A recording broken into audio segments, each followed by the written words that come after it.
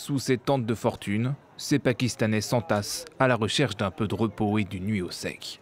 Ici, 2500 personnes ont trouvé refuge sur le terrain d'une école dans des conditions spartiates.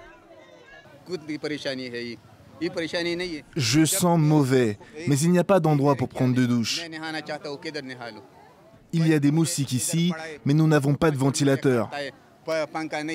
Nous ne pouvons pas dormir ici. L'aide alimentaire arrive au compte-gouttes et il faut souvent jouer des coudes pour obtenir quelque chose. Les gens envoient des produits de première nécessité ici, mais la distribution n'est pas du tout bien organisée. Il y a régulièrement des bagarres. Les gens doivent se battre pour obtenir un peu de nourriture. Depuis le début de la mousson, le Pakistan a reçu 2 fois plus de précipitations que d'habitude selon le service météo.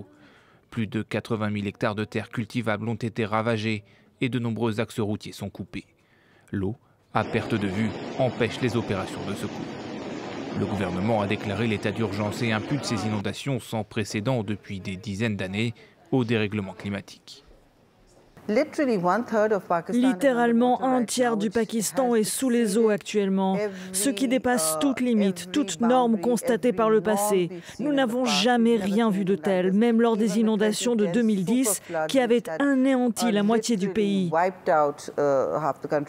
Ces inondations ne font qu'aggraver la crise économique au Pakistan.